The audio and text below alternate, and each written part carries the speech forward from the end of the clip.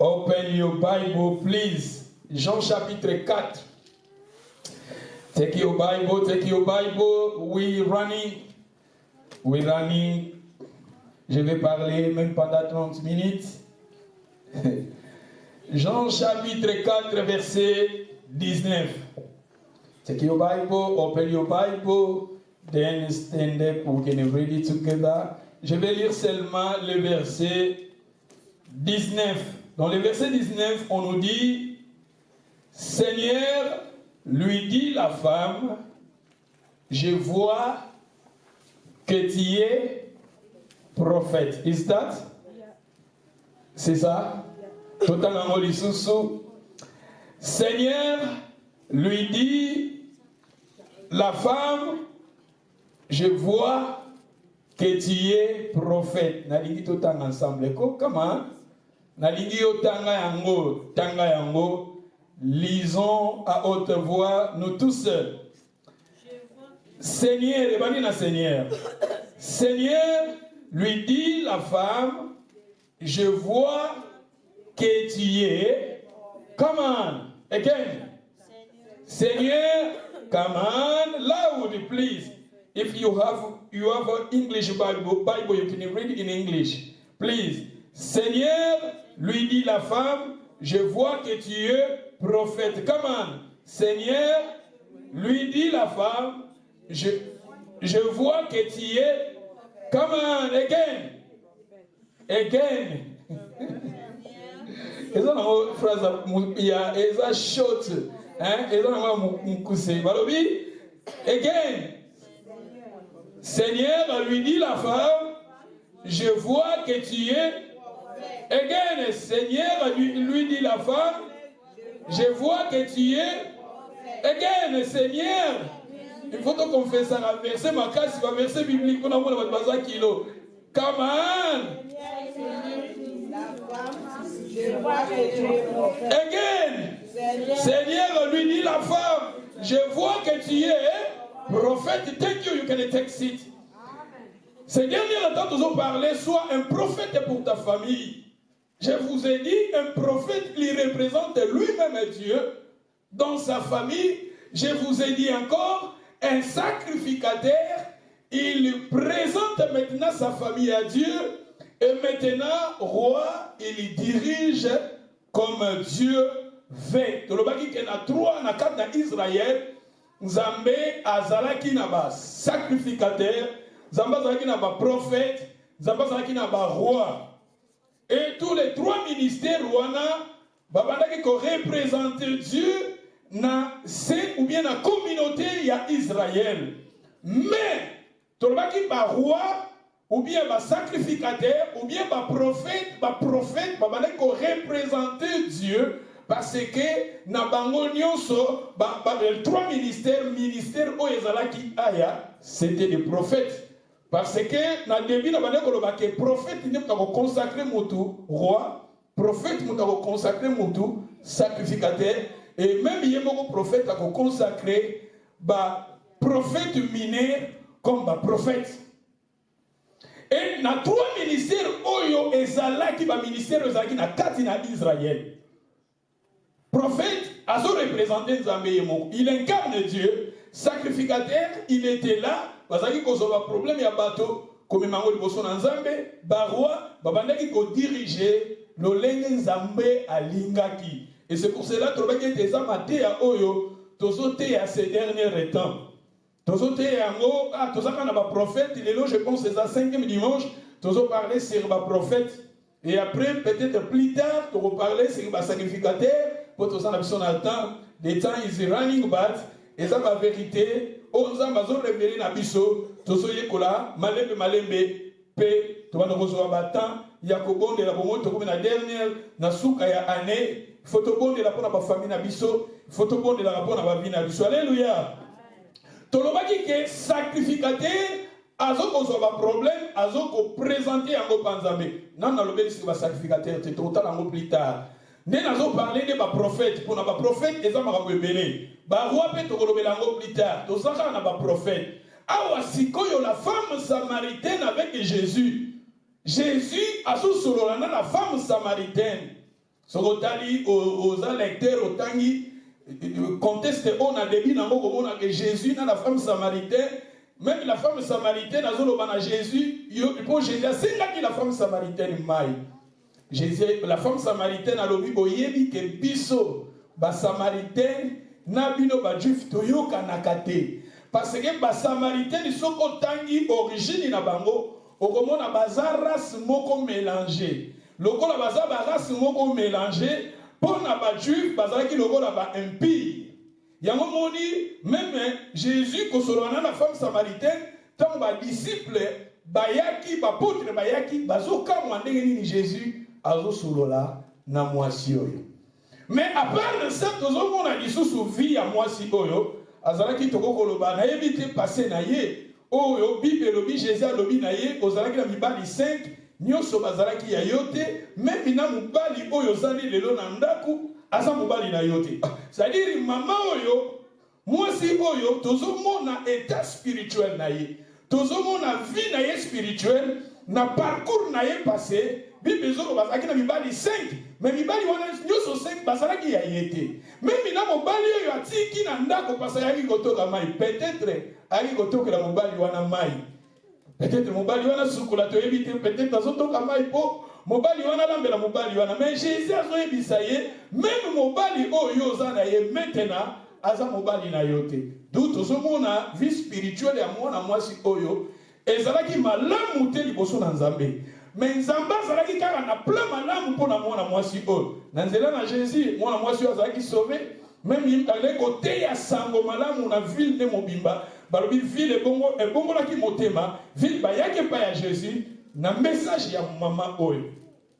Mais quand la vie à mon mwasi oyo ezolakisa eza image ya biso ba péché moto nyonso mopagano nyonso muto nyonso l'homme biso ndenge toza awa na mokili oyo ya se moto nyonso toza image ya mwana mwasi oyo. C'est-à-dire tolingi toloba Jésus-Christ tango aye mwana mwasi oyo tango amoni Jésus mwana mwasi oyo azaki lokola païenne mwana mwasi oyo ayebaki Nzambe te mais tango atali Jésus tango ayoki maloba Jésus azobimisa na monoko na ye automatiquement mwana mwasi oyo a discerné que Jésus-Christ aza nani prophète. Un prophète aza représentant ya Nzambe tozoloba na bana na Nzambe esika nyonso tozokende nous sommes des prophètes. C'est-à-dire oui ezana ba prophète oyo babengami na ministère prophétique ezana ba oyo baza pe na don ya prophétie ya koprophétiser mais nazo parler en général moto nyonso mwana na Nzambe nyonso chrétien nyonso esika yo ozali oza prophète loba naza prophète kama tout lokolo oza prophète il faut batu bamona yango kati na yo bato bamona yango esate yo ne mtokoloba il faut bato bamona que oza prophète. En lisant la Bible nous dit ici c'était la femme qui a dit à Jésus. C'était Mokilide qui na Jésus. C'était ma païenne qui na Jésus. Et ça qui na bateau bazala qui na vie ouais balai ko sepeli sans embêter mais tant ba tali Jésus ba distinguer yé kaza prophète. Na lingina lo bana bana na Nzambe nyoso to incarner Dieu. Incarner Dieu partout et si kozo kende ba to baza ko tala yo baza ko mona yo oza représentant ya Nzambe. Baza ko mona Nzambe kati na yo.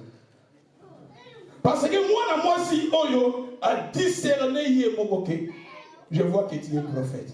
Oui, tant que la Bible, on a Jésus, bazo benga un prophète. Soko tangi na kati na Bible, zomona Jésus bazo ko benga ye prophète. Quelque part, balobi Jésus-Christ, le grand prophète, et Dieu a visité son peuple. C'est-à-dire, Oyo makambo yo maman abadai koloba, et c'est là qui vérité. Jésus est là qui prophète. Lingana libota na yo bat ba monoza prophète. Le ba mtana pembe na yo lingana libota no bat ba monoza prophète. Come on. Tikana libota na yo na famille na yo bat ba mona yo za prophète.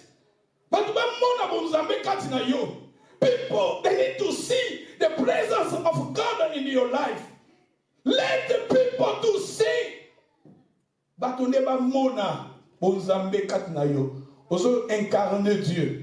Na maloba na yo, na efandeli na yo, na ndenge ozozala, na ndenge ozovivre, bato bamona awa Jésus te mutalobaki c'était la femme. Mwana mwasi oyo aza image ya moto oyo aza na vie ya mabe, mwana mwasi oyo aza image ya moto ya yebi nzambe te, mwana mwasi oyo aza image ya mokili. Mais tala mokili ebengi Jésus, je vois que tu es prophète. Est-ce que na mabota na biso tant bazomona nga Serge, tant bazomona yo, est-ce que bazoloba oza prophète?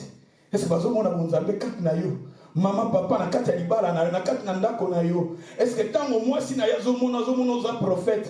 Mama tango mobali na yo azomona oza prophétesse? Bana na nzambe tolinga bato bamona biso, bamona ba caractéristique ya bonzambe kati na biso, parce que na nzela na yango peut-être ko sauver bango. Même Bible bi bato musu to ko sauver bango, même na côté ya dime na ko fandeli na biso to ko gagner bato musu pa na panzambe.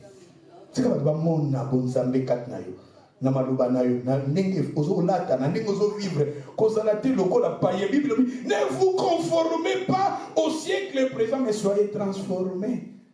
Bato bamona bonzambe, bato bamona bonzambe.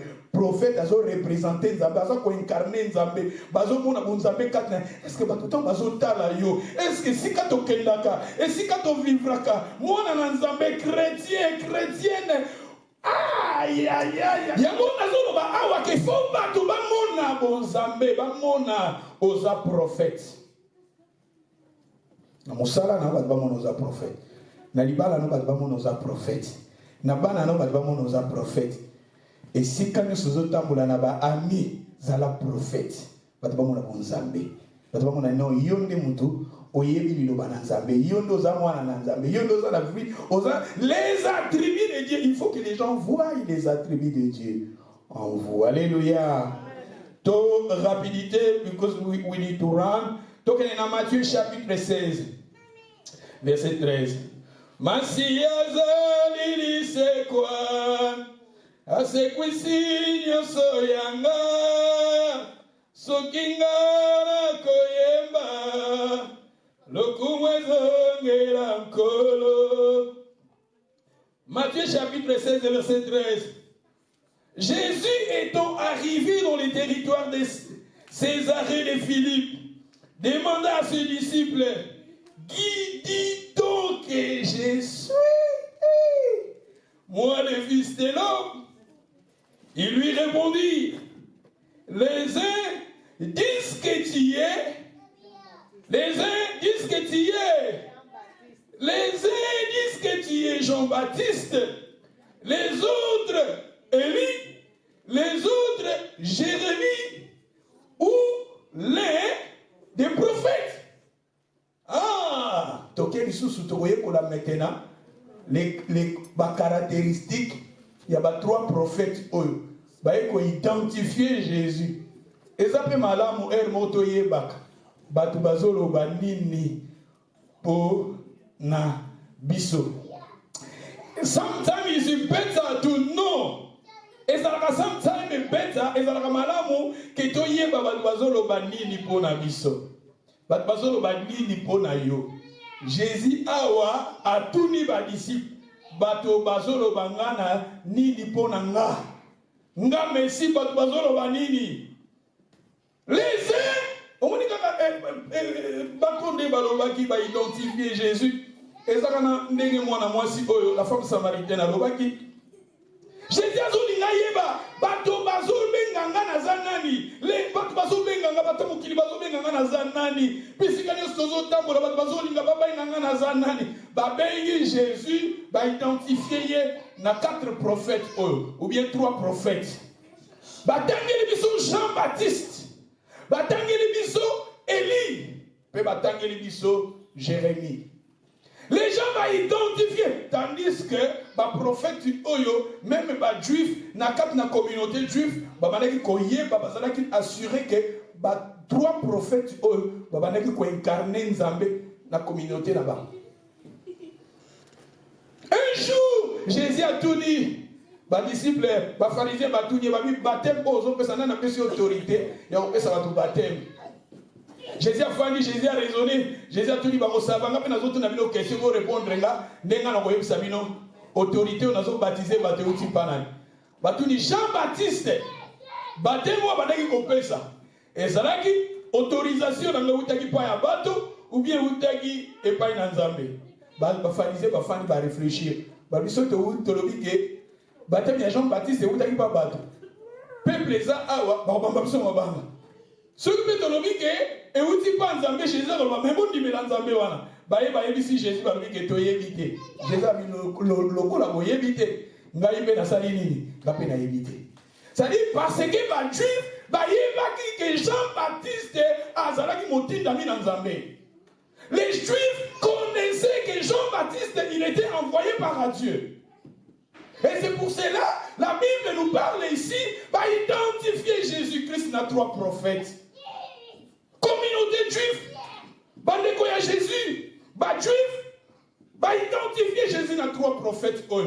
Jean-Baptiste, Jérémie, na Eli batali banda bazobenga bisuto za banani esika yo sala bazobengo yo zana na libota no bazobenga yo zana na ndako na bino bazobenga yo zana esika yo fanda kana bakamaradi na yo bazobengo zana. Sois un prophète de ta famille. Ça la prophète en tant qu'un enfant de Dieu, en tant que chrétien, nous sommes des prophètes partout.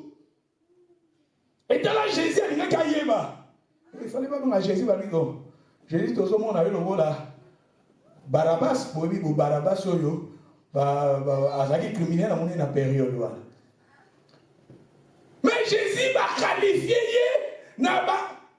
Jésus va qualifier dans grand prophète. Jean-Baptiste, Élie, na Jérémie.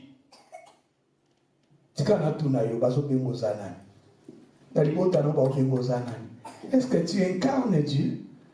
Est-ce que tu incarnes la présence de Dieu dans ta famille? Est-ce que tu incarnes Dieu partout? Est-ce que tu incarnes l'amour de Dieu? Est-ce que tu incarnes l'amour de Dieu? Est-ce que tu incarnes la présence de Dieu? Est-ce que tu incarnes ton bataille? Moi, Nanzambaya. Ah, mon Seigneur Nanzambaya. Oh, la servante de Dieu ailleurs.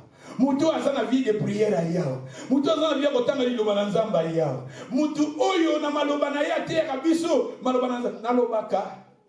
Soko li otondi Soko li otondi bando sala ba renvoi. Olié bolimbisanga, olié biloko kitoko. Ofandi ka oyokaka. Biloko. Yango photo tonda na liloba na Nzambe. La Bible nous dit que la parole de Dieu habite en vous abondamment. Dans la version sous Balobi, que la parole de Dieu habite en vous avec toute sa richesse. La parole, lisez la parole, méditez la parole, digérez la parole. Il faut que la parole de Dieu habite en toi abondamment. Lisez les enfants de Dieu, lisez la parole. Quand tu seras maintenant rempli de la parole de Dieu, et bien nous ça ce qu'on va renvoyer. Même aux amis on la renvoie liloba na Nzambe. Même aux la bande kwa famille na yo, on la renvoie liloba na Nzambe. Même si on la ba ami, on va donc se référer ainsi dit la parole. Parce que Dieu autondi sami na liloba na Nzambe. Babengi Jésus Jean-Baptiste. Babengi Jésus Jérémie. Babengi Jésus Élie. 3 prophètes voilà. Tu vas nous retrouver pour la psychose. 3 prophètes voilà. Parce que les prophètes voilà, on va incarner dans la communauté na bango. 3 prophètes oyo pour les juifs ba yeba ki bazalaki ba représentant ya Nzambe. Ba juif ba yeba ki un jour ba juif ba tuni ko Jean-Baptiste. Yo zanani. Oza Élie, oza nani. Jean-Baptiste alobi naza motinda mi Nzamba tindinga. Jean-Baptiste le royaume des cieux depuis Jean-Baptiste va qualifié parmi les prophètes Yaminene, Jean-Baptiste. Jean-Baptiste va qualifié parce qu'il a préparé une zéla et Messie. Jean-Baptiste. Parmi beaucoup d'Inzambé, depuis Jean-Baptiste jusqu'à maintenant, est commis forcé. Et ce sont des violents qui s'en emparent. Jean-Baptiste a classé parmi les Nzambé à solo. Jean-Baptiste. Parce que nous incarné Nzambé. Tant Jésus va bénir Jean-Baptiste. Tant même Jésus va dire à Jésus comme on a. Quelque part, Jésus va gagner quelque part. Jésus a fait un miracle. Pilate a dit est-ce que Jean-Baptiste a que même Jésus, vous voyez qu'on qualifie la Jean-Baptiste. Même Jean-Baptiste était raison pour ça, plutôt baptême dans 2 heures. Est-ce que Yosa Messie? Osa Messie? C'est-à-dire même la Jean-Baptiste. Est-ce que ça Messie? Jésus, quelque part, est-ce que ça Jean-Baptiste? Pilate, quand vous Jean-Baptiste, mais Jésus a fait un miracle, Pilate a fait est-ce que Jean-Baptiste a commis ressuscité? C'est-à-dire même Jésus va qualifier Jean-Baptiste. Vous avez comment la caractéristique? Il y a Jean-Baptiste et pas il y a Jésus. Vous avez comment la caractéristique? Il y a Jésus et pas il y a Jean-Baptiste. Incarné Nzambe na foyer na yo, incarné Nzambe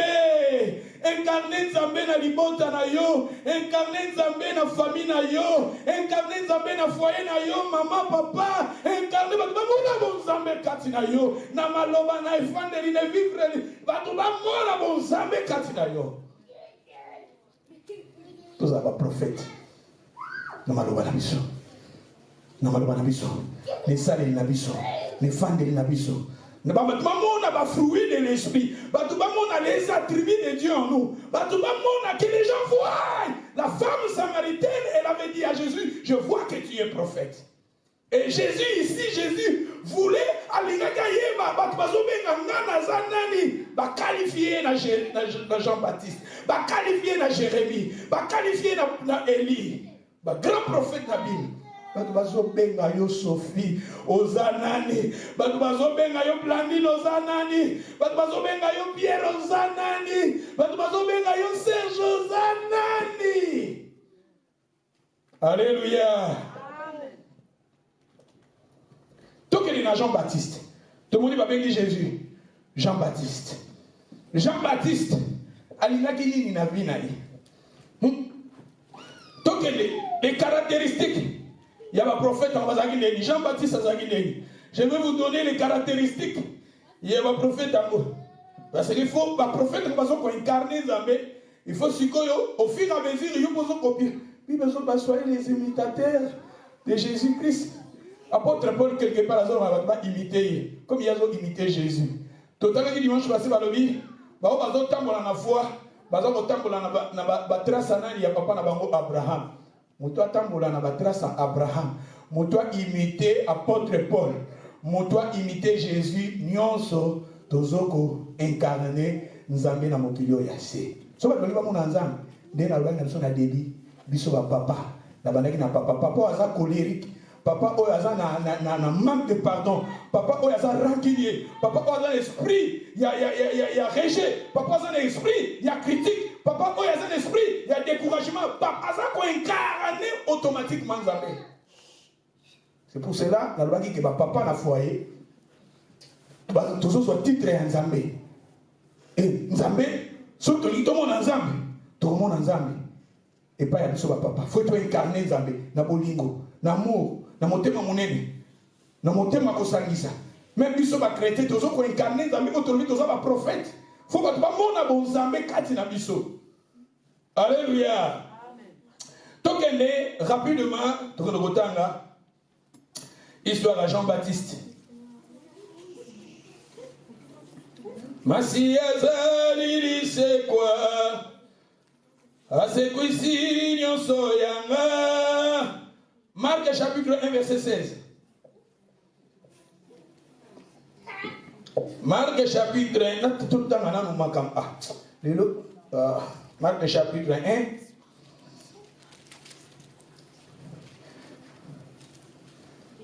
Ah, Yoganevaloui. Marc chapitre 1 verset 1. Au commencement de l'évangile de Jésus-Christ, Fils de Dieu, selon ce qui est écrit dans Ésaïe le prophète, voici j'envoie devant toi mon messager qui préparera ton chemin. Dans le verset 3, nous allons parler c'est la voix de celui qui crie dans les déserts, préparez les chemins du Seigneur, aplanissez ses sentiers. Dans le verset 4, Jean Paris, baptisons dans les déserts, prêcha le baptême de la repentance pour la rémission des péchés, et les pays de Judée et tous les habitants de Jérusalem se rendaient auprès de lui, confessa leurs péchés, se faisaient baptiser par lui dans les fleuves du Jourdain. Jean, verset 4, Jean Paris baptisa dans les déserts, prêcha le baptême de la repentance. Le message à Jean-Baptiste est la repentance. Jean prêchait la repentance. Message fait à Jésus est la repentance. Même le message des apôtres dans la Bible est la repentance. La repentance est liée au changement. Changement et mentalité, c'est ça. La repentance, message à Jean-Baptiste est la repentance. Jean aimait la repentance. La personne oyo azana caractéristique ya Jean-Baptiste azan mutumoko alingi changement na vie na ye. Le bana mutazan pembe no linga changement. Comment? Même Jésus-Christ prêchait la repentance, les changements. La Bible nous dit dans le livre de Romains chapitre 12, verset 1 à 2, ne vous conformez pas au siècle présent, mais soyez transformés par le renouvellement de l'intelligence. La transformation et sa changement.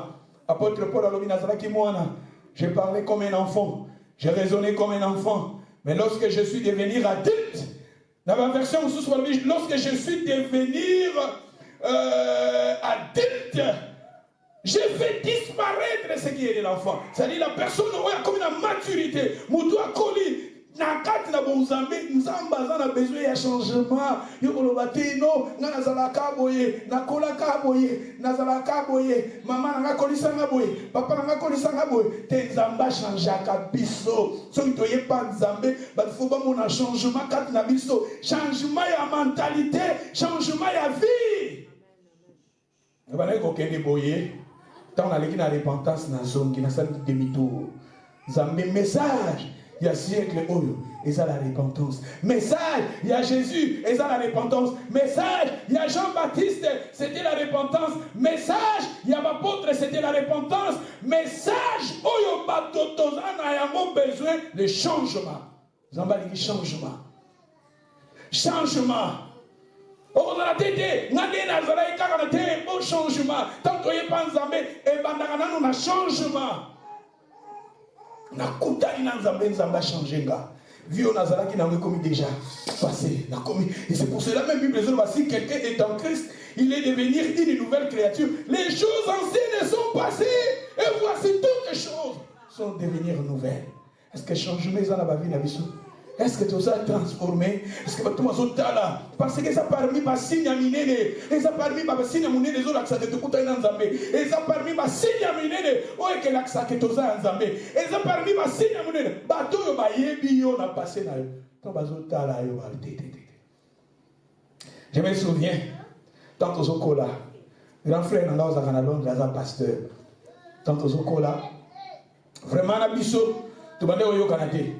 Biso le voit ba petit na ye et ya zaki yaya bomoni ka ba yaya en Afrique ko finga ka ko beta ka omono usani lo mo ta moni oka na nzela abengi ya petit oh usani lo mo to so beta ka bale uzo oh nous abande ko humilier biso dans dos okola wa et au na vie na ye azaka mutu moko ya ba musique ba musique ba photo nyonso ya zaka na ya passé au monde a volé misala ba papa Wemba na ba Emenea ba musicien kaka ya Congo azaka mutu ba concert et tango na ba 80 na ba 88 akena Angola wana oh tant akena Angola Zamba sungi akoti na Angleterre oh tant à partir déjà en Angleterre azo komela biso mo te ya biso ah et les gars biso na ko te ya biso non ngai na kutana Nzambe na ko sabela ako te ya biso ah. Et la période où on a comme la rapisso. Mais tant qu'on a des photos, parce que dans la image, il y a tant de zoko là. Automatiquement, Zamba Saliga grâce, naïe France, dans la France, naïe Kokota. Comme on appelle tant qu'il y a aïe, à Kennedy Angola, on appelle Nabali Kosambela la période où on a Nabali Kosambela et coïncidé que yeta mazoko mana poto abiso pe to ko sambela. Et à komi ko komela biso côté ya biso baleki nanga boyebi fi nanga ndenge zalaki nazalaki mutu boye boye melelo na pesi ko moina ba Jésus o pesa bo moina mino pa Christ. Ah mais oyebi ke tango sibo ngana ye awa na saika na image na ye wana ya kala. Mais na moni changement. Na moni changement mutu ndenga alaki mutu ndenga alingai ba biloko mokili mutu ndenga alingaki ba vie ba ambiance ya musique tout ça na moni yango ezali sukati na été. Et comme que parce que dans l'outil Afrique là yé et comme que soit outil musala na yaye soit toko visiter bateau. Toko visiter bateau ou bien toko prier et na ekokuta yé mané ko kamba intercession à Londres wana chaque mardi na chaque samedi. Bakamnazolo ba oya 96 otala 96 tilelo azana viwana kaka ya ba prière d'intercession. Tilelo azana ye tanga na ye na ekokuti kuna ba système ya na ndaku na ye azana kaye ndenge za boy asala promesse panzambe asali vene panzambe binzambe nga chaque jour na bandoko bonde la peut-être 3 heures siko 3 heures on azosa ndeni au moins soka la muga bondeli 30 minutes a commis 30 minutes et moko boye abondeli 20 minutes a commis 20 minutes et moko boye abondeli 5 minutes a commis 5 minutes et moko boye et bandoko za mona soki est tombé que tobimaki toke prière tozozonga au moins tinga na salon akena kata chambre na ye akabondeli 10 minutes a commis na kaine 10 minutes et au moins na fait sikoyo ya journée avant alala a calculé combien de minutes à bondeli et motivé penga na discipline on peut motiver nga abi ngani na za na sala ba vie panzambi na ko sala vie na panzambi peut-être nzambe na lobondela chaque jour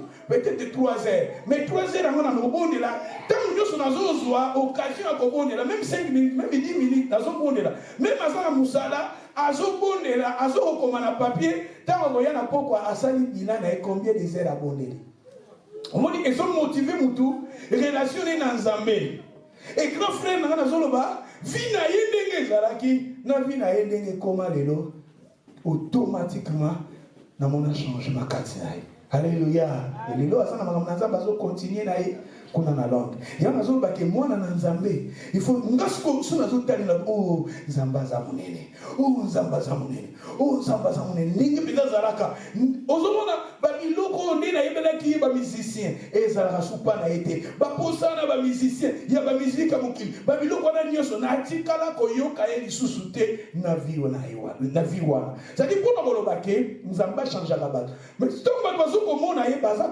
komona bo nzambe katna ye. Et souvent, je me souviens même sur que Suisse.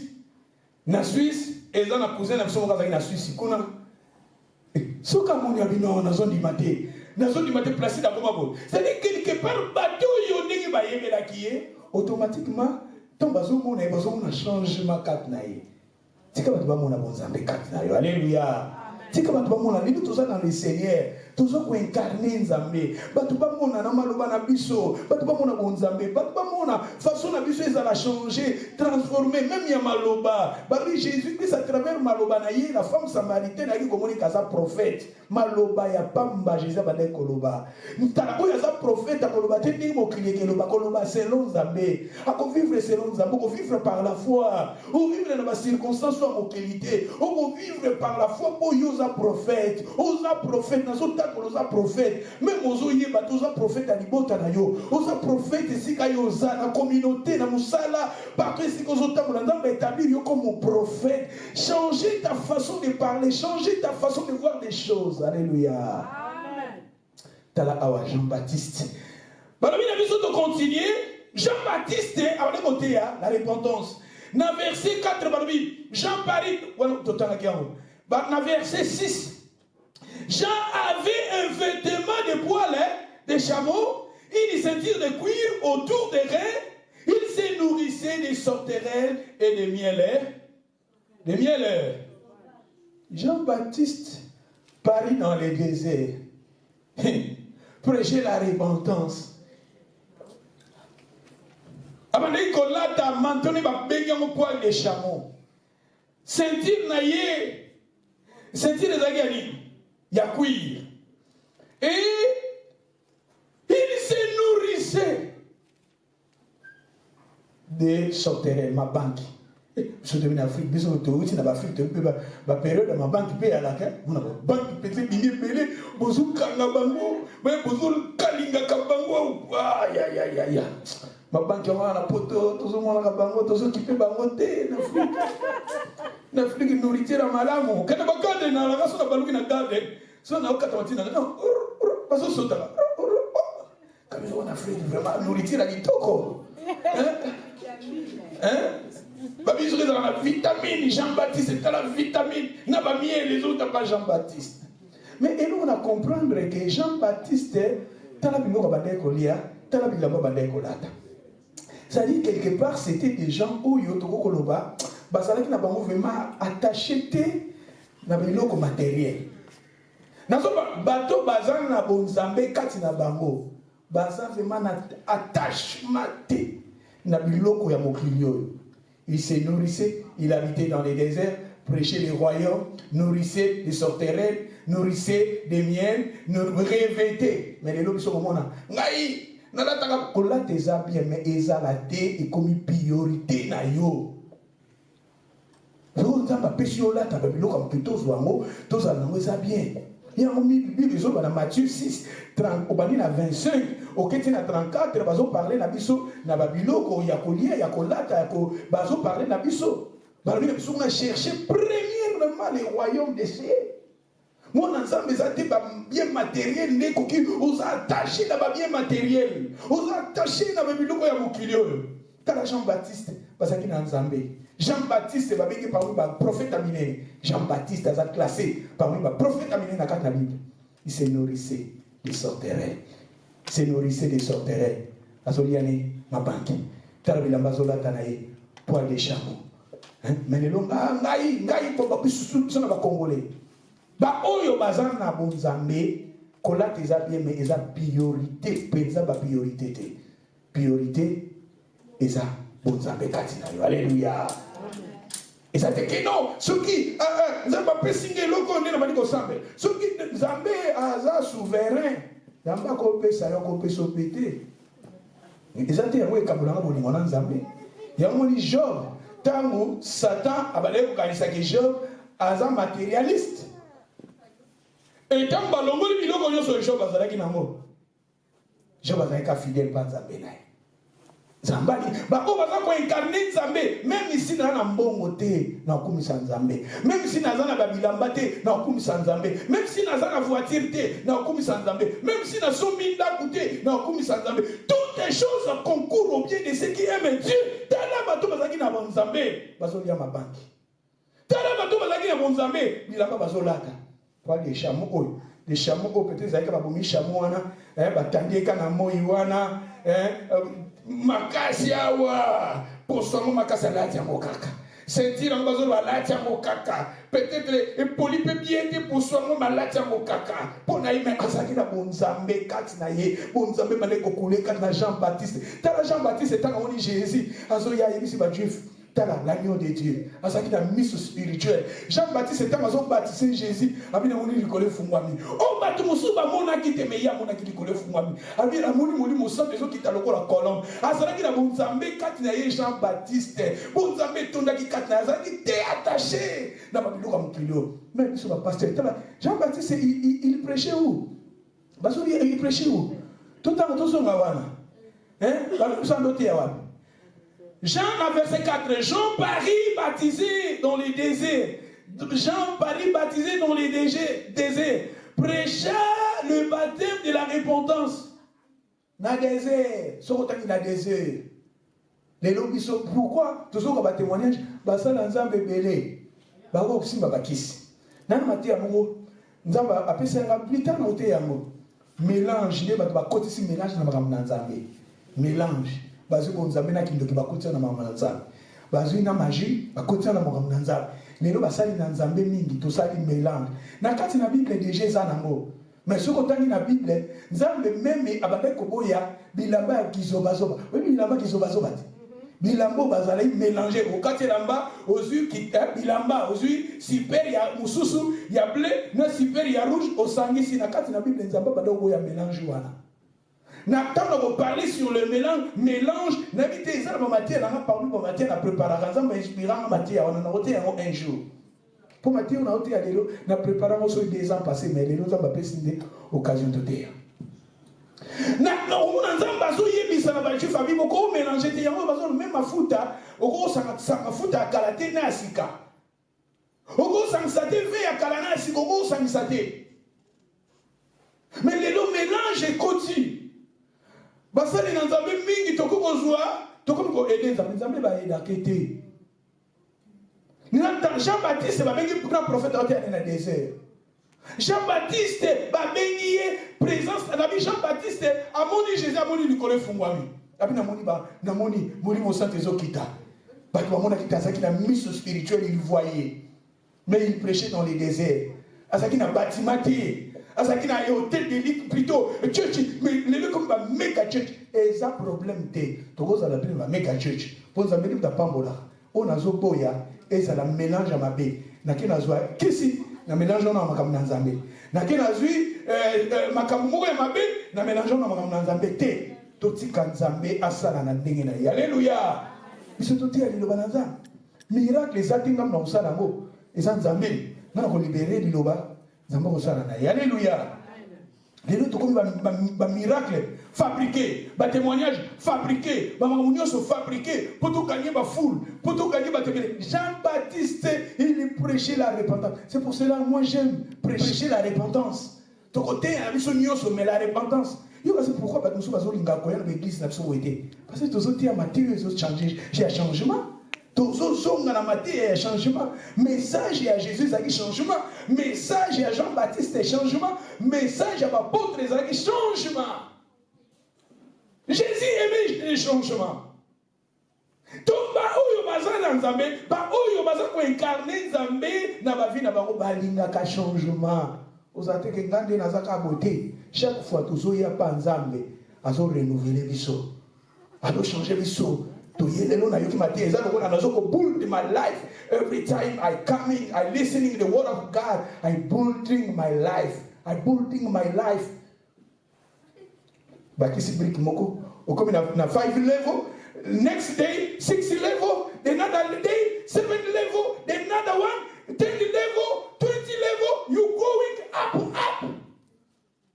c'est ça les changements. Babi Jean-Baptiste na kozala te attaché na baso naza attaché na ba bien matériel na binde naza awa nzambe na baso lelo nga nzambe azina na komisie na tebino lo bana nzambe et donc ça nzambe lelo tozotia maloba na nzambe ekota na ba YouTube na ba internet nzambe zo lokumu na bi que même lelo nga naza te message na ngeke na internet ta de ta trois ba même lelo ba bi ngote ta plus tard 5 ans ba to ba kolanda ngo et puis ça me dit mon abat c'est ça ça me soka le bien pesa ngabate belé ezanga te fona fabriquer ezanga te fona ko simba kisi ezanga te fona te zambe soka linga na zala atombola ngai atombola isayi zambe pe soka linga tikala kana batu boy posa na ngizana te ya bino bobika nzamba pesi ngambongo gloire à Dieu celui qui est à moi est plus grand celui qui est apôtre pour la soloba ceux qui kato soso ya kolata na komela ekoki tapi l'amour de l'argent bato bele zolongola mona nzela nzambe basali na nzambe bato bele balongo na nzela nzambe à cause d'amour de l'argent baso ministère eza boye soki na besoin mbongo si s'agit na betaka na betaka yo betaka yo na soutenir pe même ministère au ministère eza na besoin mbongo to na besoin to futa place nga mo pe na za parmi ba partenaire nazateke naza molo lazy nakangi maboko bato basalela nga bato bapesa nga bapasere koma bato bapesa ye même bilamba na kosukola fo bato basukolela ye même voiture na ye kosukola fo bato basukolela ye lazy bapasteur et yango moni ntango bakokota bakoya na baza mpe na batitre o biso toza baarchbishop o biso toza baévêque baarchevêque baarchevêque peut-être boya kotravaille na bavile ya bacartif bozala baarchevêque. Dans le exemple, le pasteur n'a pas dit. Dans un année A. Parce qu'on a banni pour la l'église. Et dans 6 mois, papa, qui colle là. Papa, mettons le nid du yoga, il y a dans 6 mois, l'église école. À quelle nation ici qu'on a banni papa? Dans les 6 mois. L'église école, 5 ans, l'église école. N'a eu qu'à passer la carte d'église. À qui n'a pas à changer dans le combo. Mais aux apôtres aussi, mais peut-être n'a pas pensé en Zambie, n'a peut-être ma propre apôtre. Voilà. Un apôtre qui est ici, comme besoin de matin, ils continuent à sauter. Ils ont mélanger le côté. Le côté. Vous avez déjà brisé sur la bambou. Voilà. Ils ont mélanger le côté. Collat, ils ont mélanger le côté. Nana kumisa nzambe staki na lamuki nana oya komela ya boli esi na sepeli nana nzambe même vous a détruit na tini au sepeli na sepeli mais ça va mosusu déjà zo kamba boye asali déjà 3 mois azo kamba kabwe abina bino non ndenge za ava nzambe zo lokumu nzambe convaincre nana no tela mboka mosusu mboka na église ba minere ngana bike Jésus le sikala mi ba de otomisato basangani yaza boleki déjà deux boleki déjà 3. Alors, c'est ça. Et ça, la sémence. Sémence, c'est ce que condamné à ma belle. Ce qui m'a belle, c'est qui toque. Et ce qui n'est pas sauté dans Zambé. Oui, ça sauté. Les loups sont dans Zambé, tout est bakisi. Bassin dans Zambé, continue à kokosa, continue à manipulation, n'a pas prophétie à l'Ukuta, parce qu'il va passer à la foule. Les loups ont un témoignage, bassin même pas musicien. Na un témoignage à frère Moko. Première fois na yoka musique à frère wana na yoki bon Nzambe posa prière kat nanga. Première fois na yoki musique na ye na comme ko yoka yango de temps en temps nanda. Mais tant wa kufi moi c'est nazo témoigner alors non producteur Moko yaki alingaka kotise ba mimaki na banzela sur ba franc-maçon na banzela mabe o ba biso to aider to produire yo tout ça. Andima qui va contrat wana Dieu qui va contrat mabe et tant andimi yango ba frère on a ko fait kaboy akufi boy pour nini lelo toujours comme témoignage ba tozo linga basala non pro nino musique nanga et ça là et ba tout ba yoka ba doit mais ça la yanzambe oza la pasteur bible lui o gagner mukili mobimba o perdre âme na yo itombe za nini. Tous à la briser, n'a pas bien matériel. Tous à la briser. Moi, dans un olingi bon beta caillou. Ça la caillou na yo. Oh, parce que aux autres la caillou planifier budget. You need to do budget. Do budget. Limiter ma dépense sur son terre abisso en haut déjà. Kolinga tout ça la dépense au-delà. Babylone musuba il faut limiter en haut. Babylone mususu ba ya pamba besoin bimison bon de coche doit limiter en haut parce que l'union soit qui affecte vie na yo et affecte peu vie spirituelle na yo. Alléluia. Bilo mususu lelo peut-être ko sombaté. On a ça besoin de somber à 500 livres. Na peut-être na 200. Malem na osa l'économie nanga mu ko no so na somber ko na 500. Et ça téléphone na botika diamba na ko saka soki neni ni ko simba minduki ko drogue non. Bana Nzambe tous à la terre attaché na babiloko chez Jean-Baptiste. Nous avons parlé de la caractéristique de Jean-Baptiste. Mais basaki na Nzambe kala bato. Moi na Nzambe azana bon Nzambe kat na ye bato ba komona yango. Na kozala teke matérialiste biloko mokili kala Nzambe na biso Abraham alingaki Isaac Nzambe ko pesa nga Isaac wana. Parce que dans Nzambe nzambe loko yo oyoli na teka biso maté moko awa Ezekiel nzambe na reçoit moto yo lingaka mingi ya kanisa peut-être nyama nzoka mwasi na ya lingaka même nzambe lingaki tasala soki ndenge attaché na maka nzambe lingaki tous ala tout yé d'abord chercher premièrement le royaume des cieux. Babylone mususu nani tout un passage mo tapeke na ngwe amona reçoit kaka awa. Donc, il y a 1 Corinthiens chapitre 15, verset 19. Comment kopela ngai fonazo eloko wana kaka ngai fonasanga eloko wana kaka ngai okosala na moment na mona tanango. You need to walk and you can do that. You can have that on the time. Olimbi na foi, prière les a sauté, pour ça qu'il y a le sang les a sauté, faut équiter, faut nous endengeni na moment oyo. Ta foi les endengeni. Yo fait faisant nini. Babini soni. Babini. Si dans cette vie seulement que nous espérons, nous sommes le plus malheureux. Hein? Vous m'avez noté? 1 Corinthiens 15, 19. L'Albert combien? Namot pour dire tes mains, tout ce kaka pour naboy comme les lois last day by rotin de la sous facture la nanda. Oh no, you do you over hours. Bible missionnaire. 1 Corinthiens chapitre 15 verset 19. Si c'est dans cette vie seulement que nous espérons en Christ. Et là, bon, hein? Si seulement dans cette vie seulement, si dans cette vie seulement que nous espérons en Christ. Vie où il y a mon kilo,